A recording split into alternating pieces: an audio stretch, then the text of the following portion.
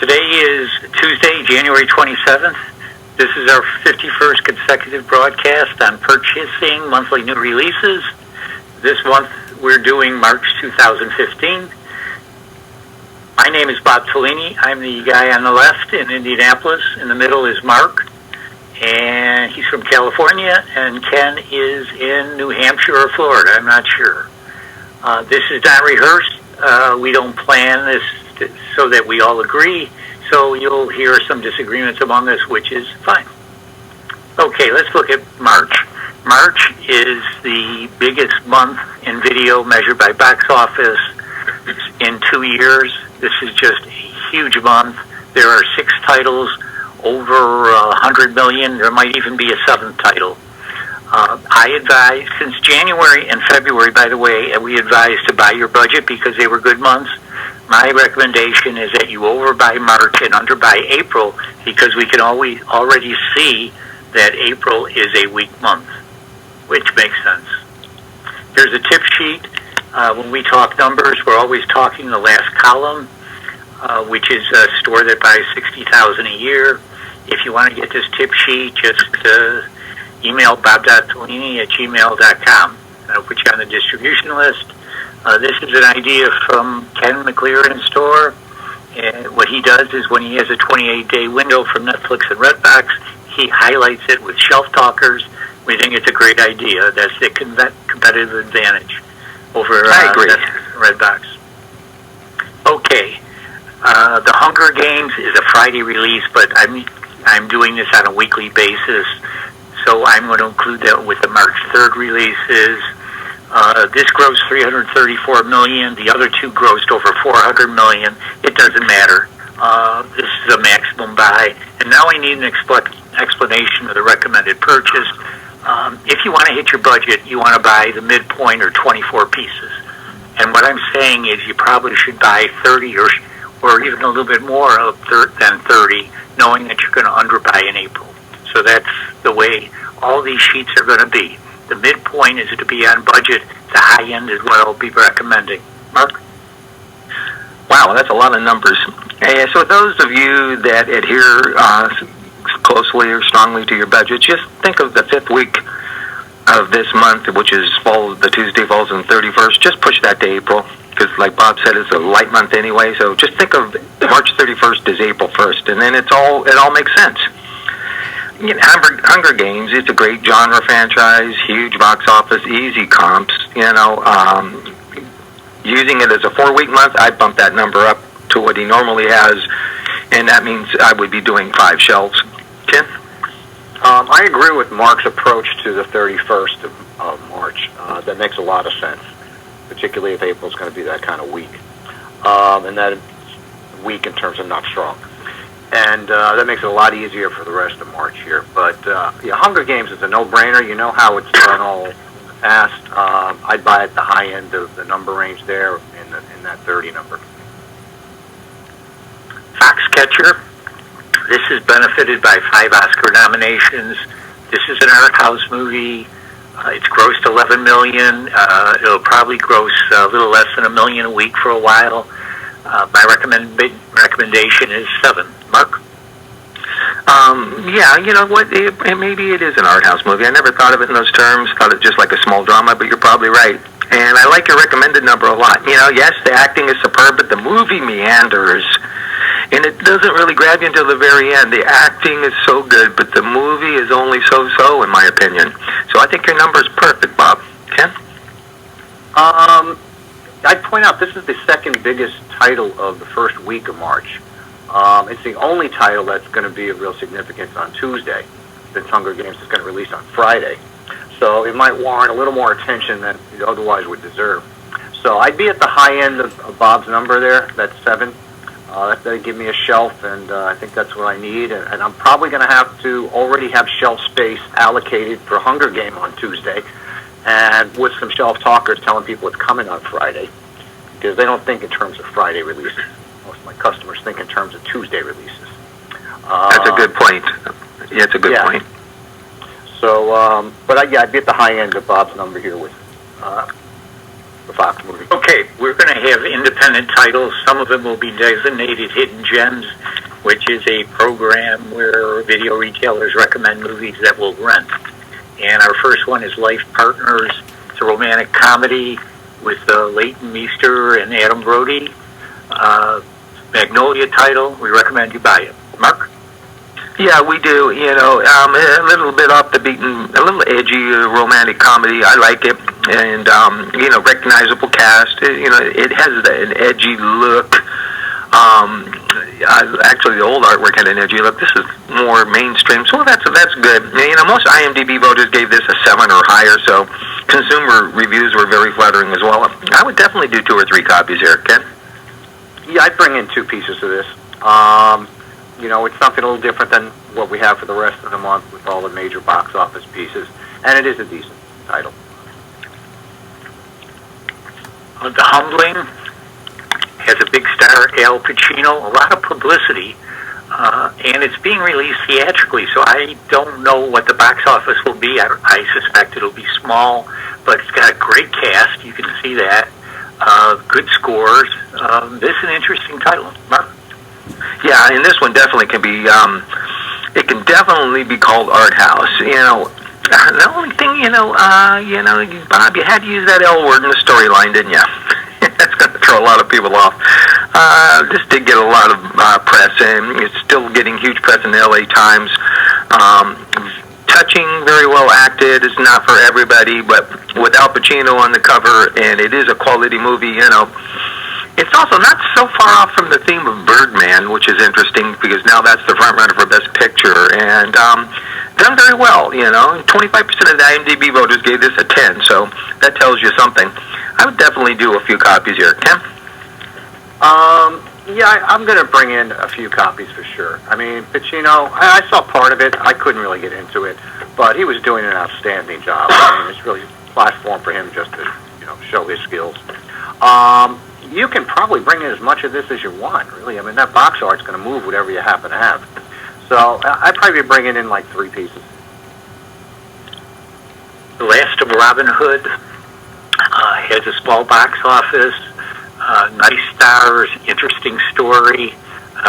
Hopefully they change the artwork. Mark? Yeah, that artwork has some reference to the way she designed her bedroom, but that's another story. A better title for this would have been The Last Days of Errol Flynn. As expected, the acting is terrific, but the director seemed hell-bent making this feel like a B movie from the 50s, and I don't know that that's a good thing, Pretty much succeeded at that. I love the actors, and I didn't really love the movie. That 28-day window is meaningless, but, because of the cast, I'm going to do a couple of copies here. Ken? Yeah, I agree with Mark. The cast merits bringing in a couple of copies. I have seen alternative box art, which I think will work much better. That really makes it much clearer who the cast is. And hopefully that's what they'll go with. The Captive has relatively low scores. It has Ryan Reynolds, has a good sleeve, Rosario Dawson. Not sure. Mark? Yeah, those scores are good enough to satisfy a lot of renters. I love the box art. It works for me. And again, Rosario Dawson, Ryan Reynolds. These are people have heard of and like to see. So because this week is so limited. This is the one I would think about doing a shelf on. But again, it's a tough budget month. So let's get Ken's input. This is one where I try and conserve a few bucks because of the budget. Yet, like Mark points out, this is one of the weaker weeks of the month. So, and this will move. I mean, the box art does everything it's supposed to do. People are going to recognize Ryan, and it's going to move. So, I'd be looking at 3 pieces, maybe 4. Moving on to March 10th, Night at the Museum. This is third in the trilogy. First one did $250 million. Second did $177. Obviously, the numbers are going down, but it's still a $100 million film. Has some notoriety because of Robin Williams being in it. This will be a solid renter. My recommendation is 14 to 22, which means, to me, 22. Mark? Yeah, I think that Robin Williams phenomenon or effect is pretty much over. Maybe I'm wrong. You know, I love the guy, but I don't think anybody really, that really matters anymore. He's a formula franchise for the whole family, locked-in audience. Just comped for the last couple of them. It does have a $127 million budget. People seem to like those high-budget affairs. Did almost twice as much box office overseas for what it's worth, and actually has good sell-off potential. In my opinion, that 28-day window, that number's too low. I do 4 shelves on this one. Ken? I'd be at the high end of the number, maybe a little higher than the 22. I've been hearing people ask for this movie in the store for over a month.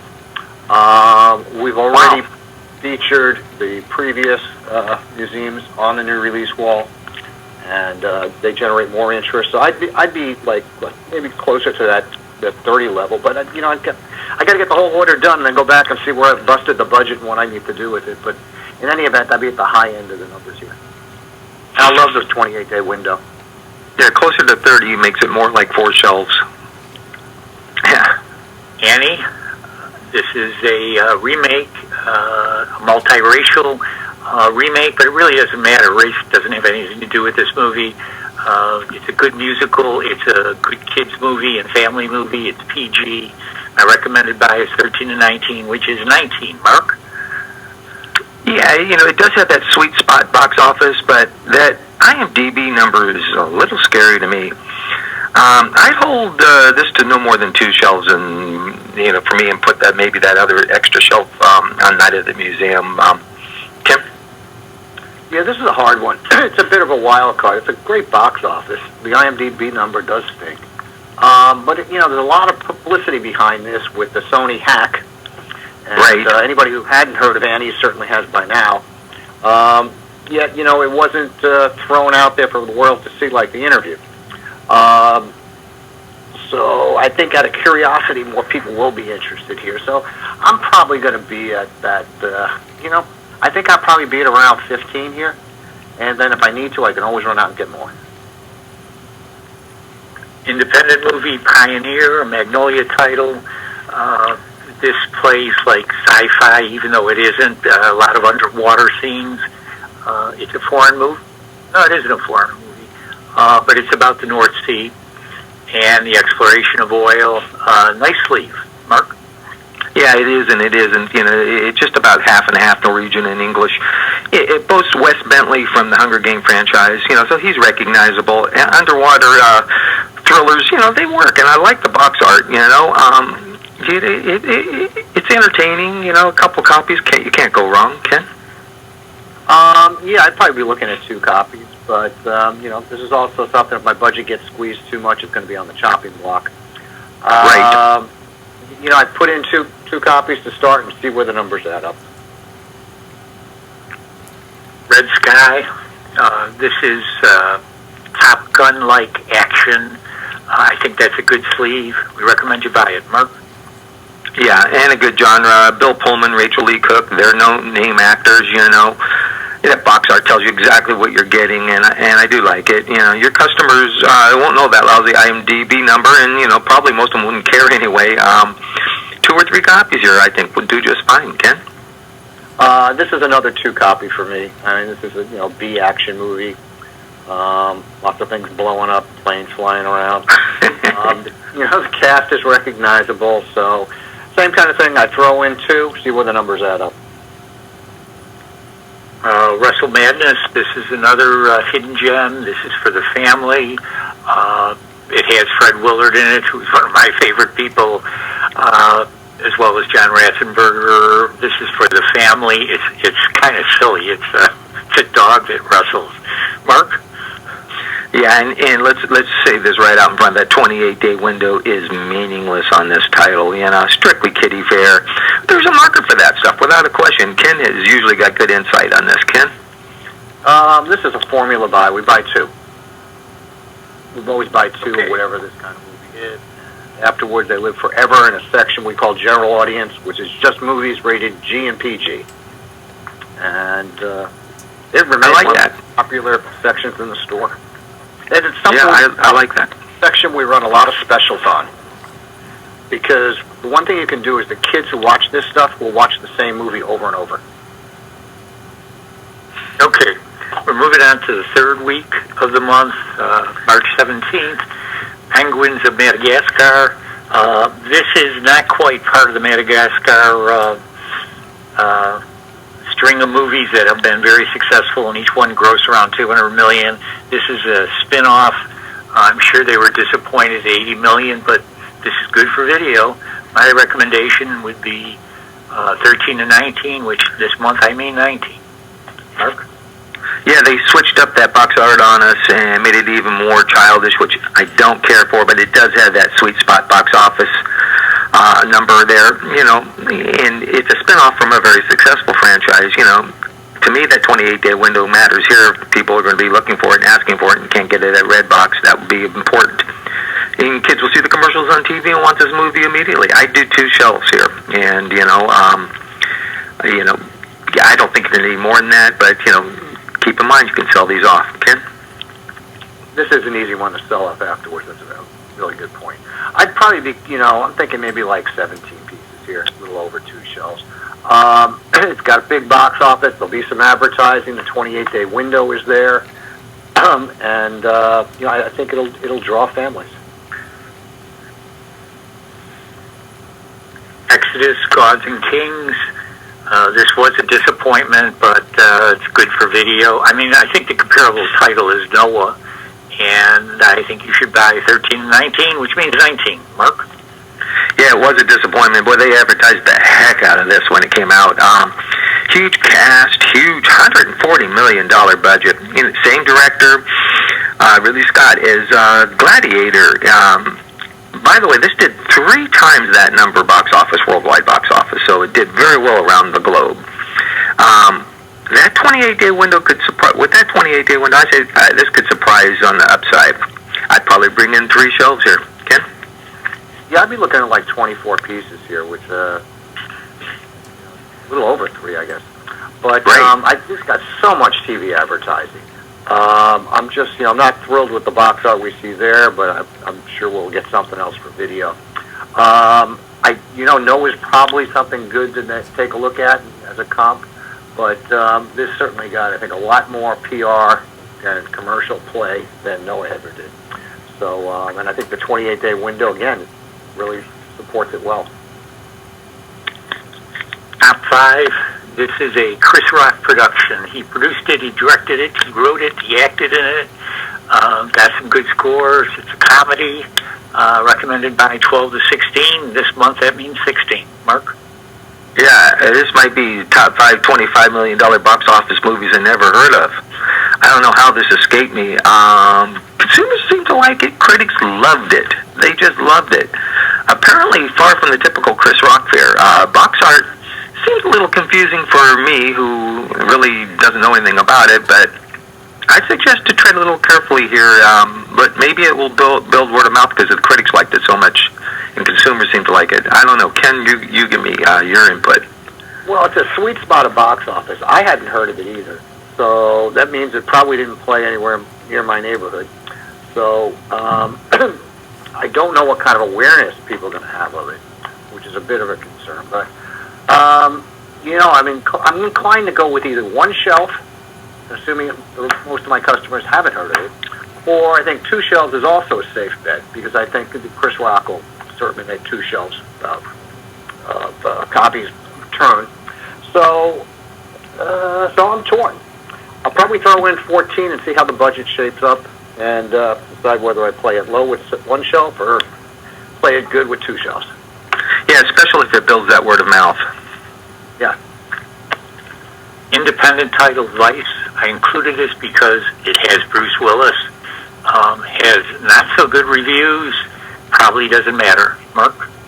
And Thomas Jane, the cult hero of the cult movie Thursday. Some people know what I'm talking about. Who would have ever believed that the 2 most prolific directed DVD actors would be Nicolas Cage and Bruce Willis? Not me. You're right, Bob. The consumer reviews have been brutal. That 4.0 may be generous. The box art works. Great cast. Either you give this some shelf presence or you ignore it. Obviously, I give it some shelf presence. you gotta at least pick up a half a shelf, maybe a shelf with that cover. Ken? Well, again, I'm going to play this the same way because of the magnitude of the month. I'm going to bring in. I'm going to put down on my order 4, and then see how my numbers add up. And, this will rent a full shelf if we give it a full shelf. But you're going to do that at the expense of some other title, and that's really the key issue here. Son of a Gun, this isn't the final artwork, as Ewan McGregor has a nice, interesting plot, decent scores. Probably should have this, Mark. Yeah, you should definitely have this, and, I really like the genre a lot. I would do, again, everything is, predicated on it's a tough month, but I would, I'd pick up a couple of copies that's just on the cast in the genre. Ken? Yeah, I think you have to bring this in. Again, it's a question of how much. And again, I think I'd start out with the 4 copies, and, once I got my numbers, my totals, I'll start making trade-off decisions. Okay, the 4th week in March 24th, The Hobbit, blockbuster, 250 million box office. The first 2 did extremely well. My recommended buy is 18 to 30, which this month is 30. Mark? Yeah, yet another mega franchise release this month. Just amazing. That 28-day window is definitely terrific. And Ken can help me out on this. I suspect that these Hobbit installments don't run as well as the Captain Americas and the Guardian of the Galaxy type movies, but it should generate some excitement. You got the comp to the other Hobbits. There's your number. Ken? I think this is going to do well. I think this got a lot of TV ads, and it got it. I mean, so many battle scenes are on the commercials showing just, gazillions of troops marching against each other. And I think that'll draw a lot of people to it. It won't have the legs that, say, some of the other adventure films have had. Captain America had some really extensive legs there. And the Guardians are still going strong. But I think there's going to be good demand for it. The 28-day window is a blessing. So I'm a bit above that 30 number. I'm thinking more like 32, 34 pieces. And I think this is an easy after sell, too. For what it's worth, this is one of the most violent movies I've ever seen, if not the most violent movie I've ever seen. It's a PG-13. Oh, really? I haven't seen it. Okay, obviously you haven't seen Thursday. You're going to have to go back and see Thursday. Into the Woods. My parallel title is Mamma Mia, which I think is a warning. Even though it's a $121 million film, I have 12 to 16, which this month means 16. Mark? Oh, arrow through the heart. You're comping this to Mamma Mia? Oh, okay. Geez. The genre should definitely include comedy. I'm going to tell you that, Bob. It was definitely trying very hard to be funny, and it was. That Johnny Depp character was hysterical, and there was a couple other scenes that were just really off-the-chart funny. Massive box office, considering that this is a musical. But it's also very much a new Disney classic, And, actually, Bob, your numbers look pretty good to me. Ken? Yeah, I'm at the 2 shelf here, so it's going to be like 14 pieces. Outstanding cast, plenty of PR, and it got panned by a lot of people, too. But I think curiosity is going to bring the renters out. It got panned by a few people, not a lot. Okay. Unbroken, another $100 million film. Tremendous amount of publicity. One of the best-selling nonfiction books in the last 10 years. A lot of publicity because Angelina Jolie directed it. 3 Oscar nominations. Unfortunately, they're more technical than the mainstream ones. My recommended buy is 18 to 30, which this month means 30. Mark? Yeah, boy. Very impressive box office for a torture drama. Torture is in, there's a lot of torture scenes depicted, and torture is in, it was pretty tortuously slow and unrelentingly depressing. Would you agree with that, Bob? Yes. Still, big box office, 28-day window, a nice IMDb score, but don't look at the consumer reviews. Man, they hated this.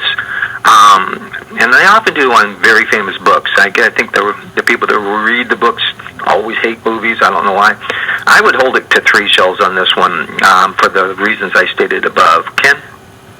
I think Mark nailed it. I think 21 is the right kind of number here. Again, you can always grab more if you turn out you shot yourself in the foot. But, we have the 28-day window as some protection as well. So, yeah, I'm at 21. The Gambler. This is a remake of a movie about 40 years ago. Mark Wahlberg, a good supporting cast. This is nice for video, 12 to 16, which my recommendation is 16. Mark? Yeah, it is nice for video. Yeah, and you're right. 40 years ago, the James Caan version of this came out. I don't like the box art, and they say it's not final. I hope they give it a little more pizzazz or something. I saw the trailers on this, and it looks right up my alley. It looked like more like a thriller than a drama, so I hope they do that in the box art. But you're right. This is perfect for video, and that's a good number. Ken? Yeah. I mean, this is an absolute perfect video title. That's a great box office for it. So I'm doing 2 shelves, and that makes it 14. Song 1. This is the Anne Hathaway vehicle. Getting some publicity. I'm reading about it all over the place, even though it doesn't have much of a box office. Probably should buy a couple copies. Mark? Yeah, the last time Anne Hathaway broke out in songs, she won an Academy Award for Les Miserables. So, there you have it. This is worth a pickup on that alone. And you know what? Just looking at the cover, I'd say, hey, hon, you want to watch this? And she'd probably say, sure. Ken? Yeah, I think the cover will work well that way. I'd be bringing in a couple of copies of this for sure. Okay, we're going into the last Tuesday of the month, March 31st, but I should say there are not a lot of independent titles this month, and I believe the independent product has been delayed till April because they were afraid there would be no money left for them. And that's why you don't see a lot of titles this month, even though the titles are fantastic. Interstellar did $186 million. I parallel it to Gravity. Maximum buy for the month, 18 to 30 pieces, which in my case means 30 pieces. Mark? Yeah, look at that IMDb number, and look at how many votes this thing has received. That 8.9 does fascinate me because, I really liked it, but the 3 people I saw this with, not so much. It's very high concept, very heady Christopher Nolan stuff, anybody familiar with him knows where he goes with that, and you really got to keep your thinking cap on. And the movie's just about 3 hours long. It's done about 700 million worldwide, and you comped it to Gravity. This is not as consumer friendly as Gravity, in my opinion, but probably still a good comp, and probably the high number is justified. But this is not going to be for everybody. Ken? I'm probably at the high end of Bob's number there. And it may not be for everybody, but they won't realize that till they've already rented it. You're right. So, some word of mouth may shorten its legs, but the demand is going to be there. It's got plenty of press. Everything McConaughey does seems to rent like crazy. So I'm at that 30 kind of number. The Imitation Game. It's at $60 million. It's got 8 Oscar nominations. This is the movie that's probably most benefited from the Oscars nominations. And as crazy as this sounds, this title is going to approach $100 million. This title has legs. It has very powerful word of mouth. It just keeps going. 14 to 22. My recommendation is 22. Mark? Yeah, so let me make this clear. I love this movie, one of my favorite movies of the year, and I think it has a long shot to win Best Picture, but I hate that box art. Could it be more boring? A hell of a terrific World War II movie that's involving, suspenseful, moves along briskly, based on a fantastic true story about the man who virtually invented computers. Those people have got to do something with that boring brown box headshot of Cumberbatch. That's horrible box art for such a great movie. Come on now, where's the excitement? Ken, you pick. I'm a little higher than Bob's number there. I'm thinking,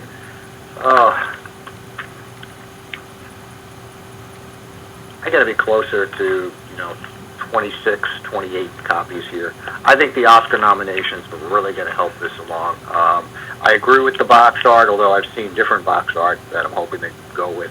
Well, I hope they do. Yeah, I think, this is the kind of thing, like Bob said, it really seems to have legs. And I think we can make a lot of money on this title. Terrific movie, just terrific. Wild has 2 Oscar nominations, Best Actress, Best Supporting Actress. This is benefiting, obviously, from the Oscar nominations. Good scores, based on a best-selling book. My recommendation is 12 to 16, which means 16. Mark? Yeah, nice 28-day window on this. America loves Reese Witherspoon, and she, like you said, she's nominated for Best Actress in this. And this is also the second of her new production company, second movie of her new production company, and the other one was Gone Girl. So she's got some talent there. I think 2 shows will work perfect here. Ken? It's perfect box office for a video store, and the 28-day window is tremendous here. I wish Reese was bigger and more recognizable on the box art. That would certainly help. But, yeah, I'm going to do the 2 shows, like Mark was saying. That's 14 pieces, but I'd be ready to run out and get some more if I needed them. The Rewrite, nice cast. Hugh Grant, Marissa Tomei, J.K. Simmons, who everybody says is going to win the Oscar this year. Never released theatrically that I can tell. You need this one. Mark? Yeah, and who told you that many months ago in this program with J.K. Simmons? I love that performance. Again, thinking that April is such a nominal box office-wise on this particular title because of the cast, and it's a direct-to-DVD Hugh Grant vehicle, I would do a shelf on this. J.K. Simmons will most likely win for Whiplash, so he's going to be very recognizable. And, this reminds me of, what was it, Words and Music with Drew Barrymore, and that did pretty well for me. So, yep, a shelf for me. Ken? I kind of agree with Mark here on the shelf. It's going to be a little tricky because we're considering this to actually be an April title. I don't have a complete picture of what April's going to be like. So I'll get into this prior to knowing what April's full title list is going to be, but I'll take a chance here and go with shelf. I will take a chance and say that April box office will be 1/2 of an average month. It'll be 450 million, 500 million. Ouch. Very low. I mean, very disappointing. And I'm going on a limb because obviously studios can drop in titles, but they're Taken 3 will be the lead title, I think, by far. So, anyways, here's the assumptions. We don't go over them anymore. Thanks a lot, guys. I should also say that Easter is Sunday, April 5th, so sometimes that affects buying. Mark, Ken, thanks a lot. Talk to you next week. All right. Thank you, guys. All right, thanks. All right, bye.